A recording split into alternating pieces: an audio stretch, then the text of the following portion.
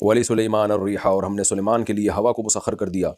ایسی ہوا تھی کہ غدوها، اس ہوا کی ایک صبح ایک مہینے کے برابر تھی، یعنی ایک مہینے کا سفر وہ ہوا ایک صبح، یعنی ایک صبح کو گزرنے میں جتنا ٹائم لگتا ہے 1-2 گھنٹے لگتے ہوں گے، تو وہ مہینوں کا سفر ہوا ان کا تخت اٹھا کے لے جایا کرتی تھی دوسرے ملکوں میں، دوسرے شہروں میں۔ وَرَوَاحُهَا شَهْرٌ، اس ہوا کی ایک شام بھی ایک مہینے کے برابر تھی۔ وَأَصَلْنَا لَهُ عَيْنَ الْقِطْرِ، اور جیسے داؤد علیہ السلام کے لیے لوہا نرم کیا تھا، تو ہم نے تانبا جو ہے وہ سلیمان علیہ السلام کے لیے اس کا چشمہ چلا دیا۔ اس کی تفصیل قرآن میں نہیں ہے، بظاہر یہی ہے کہ سلیمان علیہ السلام جیسے پانی کے چشمے ابلتے ہیں، دریافت ہو جاتے ہیں، تو ایسے ہی ان کے لیے تانبے کا جو ہے چشمہ ابل پڑا تھا، گرم چشمہ، تاکہ وہ پگھلا ہوا تانبا پہلے سے مل جائے ان کو، تاکہ تانبے کو پگھلانا نہ پڑے۔ تو کیونکہ تانبا زمین سے نکلتا ہے ٹھوس کنڈیشن میں، تو کہیں کھدائی ہوئی ہوگی سلیمان السلام کے دور میں، کوشش کی ہوگی انہوں نے، تو اللہ نے کوئی ایسا چشمہ دریافت کروا دیا کہ وہاں پگھلا ہوا تانبا، یعنی ٹیمپریچر بہت زیادہ ہوگا زمین کا اس جگہ، تو وہاں پگھلا ہوا تانبا دریافت ہو گیا، تو وہ پگھلا ہوا تانبا جو ہے اسی طرح یعنی اس کا جو ہے چشمہ نکل پڑا، تو سلیمان علیہ السلام کو اس تانبے سے چیزیں بنانا بہت آسان ہو گیا، کیونکہ 2 پروسیس ہوتے ہیں، پہلے آپ کو تانبے کو بھٹیوں میں پگھلانا پڑتا ہے، پھر اس کو سانچوں میں ڈالنا پڑتا ہے، تو اللہ نے ایک پروسیس آسان کر دیا، بھئی تانبا پہلے سے پگھلا ہوا ہے، آپ نے بس اس کو مختلف سانچوں میں ڈال کے اس سے اسلحہ بنانا ہے، یا تعمیراتی کام کرنا ہے، یا دیگیں بنانی ہے، یا جو بھی آپ نے جو بھی ایک ترقی یافتہ قوم کو ترقی کے لیے ضرورت ہوتی ہے، سوسائٹی کے لیے جن اوزار اور آلات کی ضرورت ہوتی ہے، وہ تمام اوزار اور آلات وہ آرام سے بنا سکیں۔ فرمایا وَمِنَ الْجِنِّ، اور جنات میں سے بھی ہم نے بعض کو مسخر کیا۔ اس سے پتہ چلتا ہے سارے جنات مسخر نہیں تھے، اور اگر سارے مسخر بھی تھے تو کام میں سب کو نہیں لگایا تھا انہوں نے۔ جن بھی ایسے تھے مَن يَعْمَلُ بَيْنَ يَدَيْهِ، جو ان کے سامنے، ان کی نگاہوں کے سامنے کام کرتے رہتے تھے، بِإِذْنِ رَبِّهِ، اپنے رب کے حکم سے، یعنی اللہ نے ان کو سلیمان کے تابع بنا دیا تھا۔ اور آج عاملین کہتے ہیں ہم نے جن کو اپنے قابو میں لے لیا ہے، تو وہاں بھی اللہ کہہ رہے ہیں میں نے جن کو سلیمان کے قابو میں دیا، تو جب سلیمان علیہ السلام نے خود سے قابو میں نہیں کیا، تو یہ آج کل کے عاملین کہاں سے جنات کو قابو میں کر سکتے ہیں۔ وَمَن يَزِغْ مِنْهُمْ عَنْ أَمْرِنَا، اور ہم نے یہ اعلان کیا ہوا تھا کہ جو جن بھی ہمارے حکم سے اعراض کرے گا، یعنی سلیمان کی اطاعت نہیں کرے گا، نُذِقْهُ مِنْ عَذَابِ السَّعِيرِ، آخرت میں اس کو بھڑکتی ہوئی آگ میں داخل کریں گے، یعنی اس کو اس کی مذہبی ذمہ داری تھی کہ وہ سلیمان علیہ السلام کی اطاعت کرے۔ پھر وہ جنات کرتے کیا تھے بھائی؟ یعملون لہ ما یشاء، جو کچھ چاہتے سلیمان علیہ السلام، جنات وہ کام کیا کرتے تھے، وہ چیزیں بنایا کرتے تھے۔ بھائی سلیمان علیہ السلام کیا کیا بنوایا کرتے تھے ان میں سے چند چیزوں کا اللہ نے ذکر کیا، کیونکہ سلیمان علیہ السلام کی حکومت تھی ایک اسٹیبل گورنمنٹ کے لیے، ایک پاورفل گورنمنٹ کے لیے سب سے پہلے ایک اسٹیبل آرمی کی ضرورت ہوتی ہے، اور آرمی کی بیسک ضرورات کو پورا کرنے کی ضرورت ہوتی ہے، تو بہت بڑی فوج تھی، تو اس لیے سلیمان علیہ السلام ان کے ذریعے کیا بناتے؟ من محاریب، بڑے بڑے محلات بناتے تھے۔ وہ محلات قلعے بھی ہو سکتے ہیں جہاں اپنی فوج کو محفوظ رکھ سکیں، اور وہ محلات بلڈنگیں بھی ہو سکتی ہیں کسی بھی ضرورت کے لیے۔ تو اب وہ ضرورت کا اللہ نے بیان نہیں کیا، لیکن ظاہر ہے جب کوئی آپ مضبوط ریاست بناتے ہیں تو یہ ساری چیزیں، دفاتر بھی ہو سکتے ہیں، وہ تو مضبوط عمارتیں بنایا کرتے تھے۔ وَتَمَاثِيلَ، اور تصویریں۔ اب تمثال کا لفظ مطلق تصویر کو کہتے ہیں، کسی بھی چیز کو دیکھ کے جب آپ کاپی کر کے اس جیسی شبیہ بناتے ہیں اس کو تمثال کہتے ہیں، چاہے وہ جسم والی ہو یا دیوار پر ہو۔ تو اب بعض حضرات اس طرف گئے ہیں کہ یہ جاندار تصویر تھی، بعض اس طرف گئے ہیں بے جان تصویر تھی، تو خوب سمجھ لیں کہ تمثال جاندار تصویر کو نہیں کہتے، مطلق تصویر کو کہتے ہیں، چاہے وہ جاندار کے چہرے کی ہو یا بے جان چیزوں کی ہو۔ تو یہ جو بعض لوگوں نے اس سے استدلال کیا نا کہ تصویر سازی اسلام میں جائز ہے، یہ استدلال بالکل غلط ہے، اس لیے کہ تمثال کا اطلاق مطلق تصویر پر ہوتا ہے، تو اس میں جاندار کی تصویر بھی داخل ہو سکتی ہے، بے جان بھی۔ تو ہمیں حدیث سے پتہ چلتا ہے کہ تصویر حرام ہے، تو اس سے پتہ چلتا ہے کہ یہ تصویر ظاہر سلیمان علیہ السلام حرام کام کیوں کریں گے، تو اس سے پتہ چلتا ہے کہ بے جان چیزوں کی تصویریں تھیں۔ اس کا مقصد کیا ہوتا تھا؟ کسی چیز میں خوبصورتی پیدا کرنا، حسن پیدا کرنا، یعنی زینت بھی اسلام میں جائز ہے نا، تو ایسی تصویریں بنایا کرتے تھے درختوں کی، اور مختلف یادگار کی طور پہ کوئی تصویریں ہوتی ہوں گی، وہ تصویریں بنایا کرتے تھے۔ اس میں کیا حکمت تھی قرآن نے بیان نہیں کیا۔ زینت بھی مقصود ہو سکتی ہے، جب آپ پینٹنگ کرتے ہیں تو اس سے دیواروں میں، پردوں میں ایک زینت پیدا ہو جاتی ہے، تو کوئی بھی تصویریں تھیں وہ بہرحال بنایا کرتے تھے۔ اور بعض علماء اس کے قائل ہیں کہ بھائی ہو سکتا ہے یہ جاندار کی تصویریں، اور ہو سکتا ہے اس وقت اس امت میں تصویر سازی حرام نہ ہو، ہماری امت میں تصویر سازی کو حرام قرار دیا، تو یہ جواب بھی دیا گیا ہے، لیکن یہ تھوڑا کمزور جواب ہے، اس لیے کہ ہم اگر پچھلی کتابیں دیکھتے ہیں تو اور تاریخ اٹھا کے دیکھتے ہیں تو ہمیں بہت سارے قرائن ملتے ہیں کہ تصویر سازی صرف اسلام میں حرام نہیں ہے، تمام آسمانی مذہبوں میں تصویر سازی حرام رہی ہے۔ حضرت مفتی تقی عثمانی صاحب نے اس پر ایک بڑی زبردست تحریر لکھی ہے، میں نے تقریباً 20-25 سال پہلے پڑھی تھی، اس میں حضرت نے حوالے دیے تھے، تو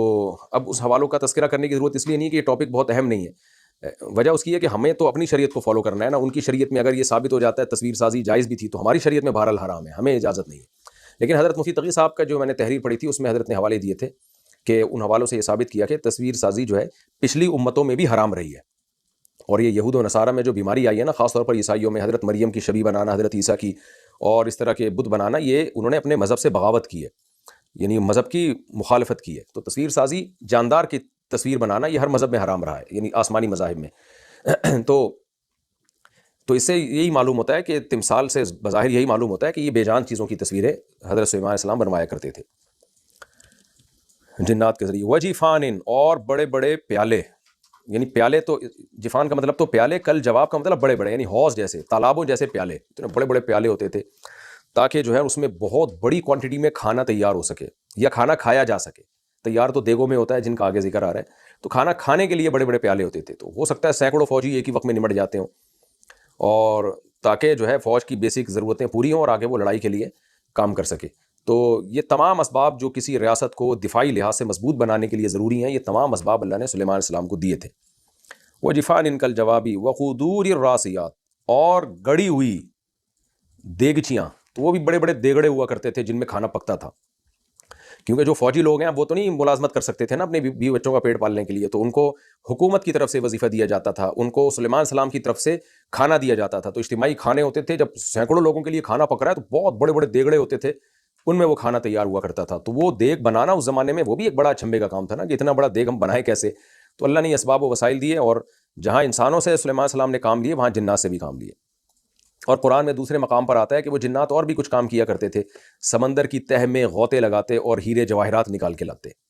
وہ ہیرے جواہرات بڑے مہنگے بکا کرتے تھے، وہ اکنومیکلی بھی سلیمان علیہ السلام کی اسٹیٹ کو مضبوط کرنے کا ذریعہ بن رہے تھے، اور تبھی تو سلیمان علیہ السلام نے ملکہ سبا کو جب اپنا تخت دکھایا تو وہ حیران ہو گئی نا کہ اتنے ہیرے جواہرات کہاں سے آئے جو بڑی مالیت کے ہوا کرتے تھے۔ تو یہ کام بھی جنات کیا کرتے تھے، اور بہت سارے کام تھے جنات کے۔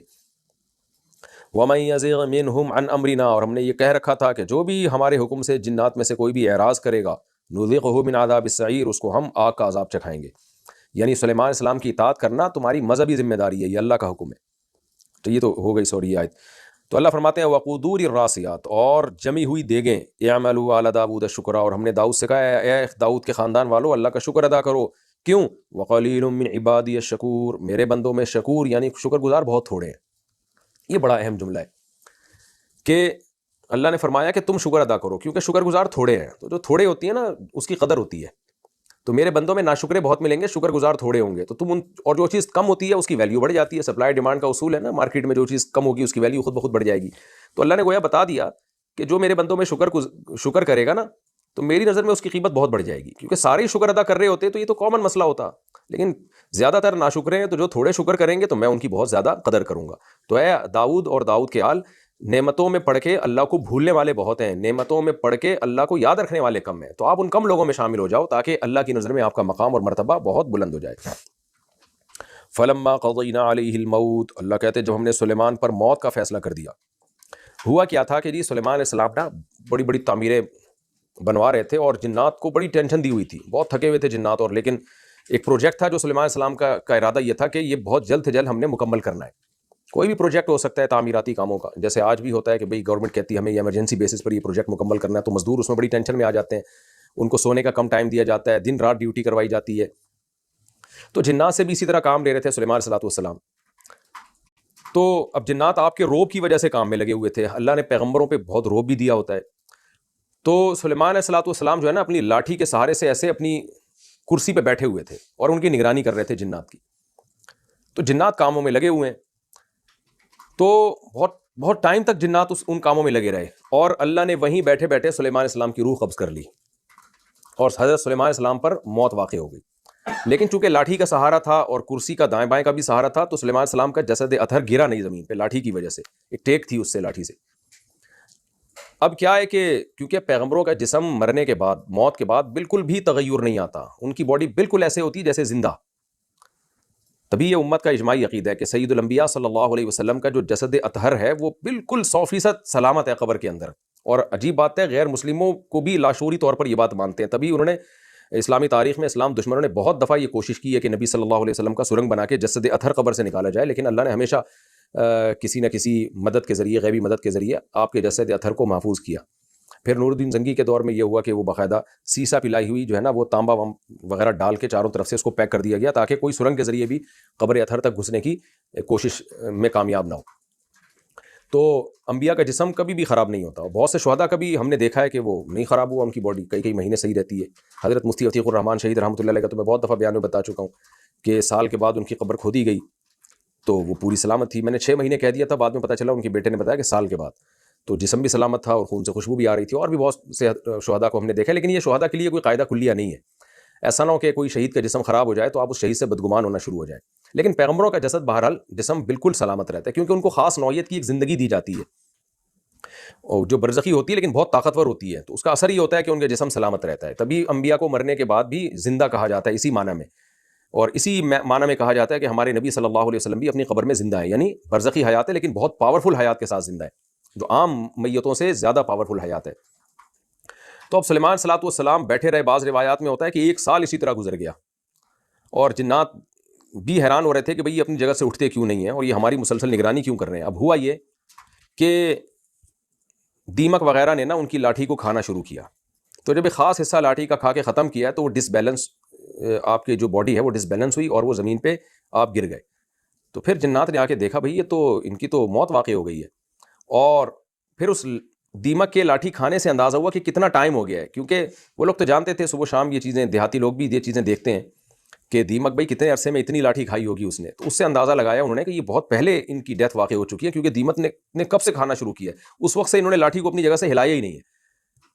تو اللہ فرماتے ہیں کہ اس کے بعد جنات کو یقین ہو گیا کہ بھئی ہمارے پاس علم غیب نہیں ہے۔ جنات کے سامنے یہ بات واضح ہو گئی کہ علم غیب نہیں ہے، اگر میں غیب کا علم ہوتا تو میں پتہ چل جاتا موسیٰ علیہ السلام، سلیمان السلام کی تو ڈیتھ ہو چکی ہے،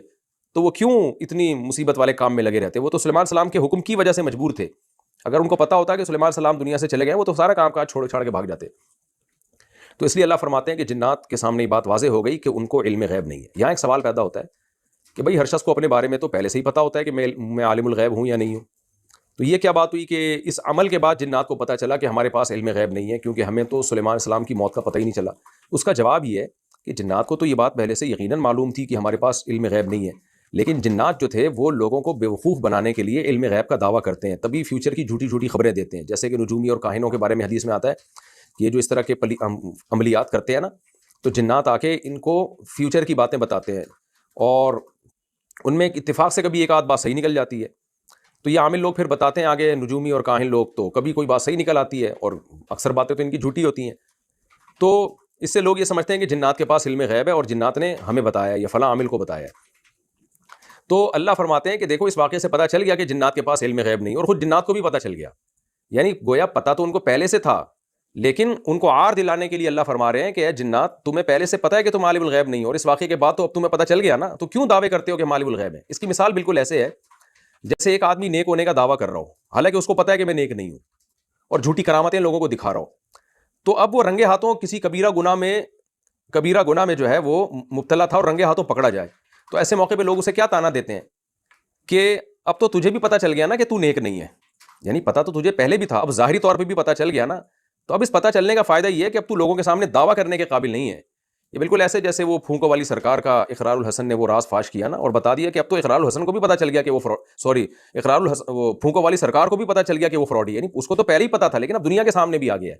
تو اب اس پہ یہ پھونکے لگانا اور یہ سب چیزیں آنکھوں سے اور ناک سے نکالنا، یہ اب اس پہ جچتا نہیں ہے۔ تو یہ محاورتاً یہ بات کہی جاتی ہے کہ اب تو تمہیں بھی پتہ چل گیا کہ بھائی تم ولی اللہ نہیں ہو، نیک نہیں ہو، لہٰذا اب تو تم پہ دعویٰ جچتا ہی نہیں ہے، یعنی ظاہری طور پہ بھی پتہ چل گیا، دلیل کے ساتھ پتہ چل گیا، ورنہ ہر شخص کو پہلے سے اپنے بارے میں معلوم ہوتا ہی ہے۔ تو اس لیے اللہ نے فرمایا کہ اب تو جنات کو سامنے ہی بات 2 اور 2 4 کی طرح واضح ہو گئی کہ اگر ان کے پاس غیب کا علم ہوتا تو وہ اس مصیبت میں نہ رہتے، ان کو تو پتہ چل جاتا کہ بہت عرصے پہلے سلیمان السلام کی موت واقع ہو چکی ہے، تو ہم کیوں اتنی مصیبت والے کاموں میں لگے رہیں۔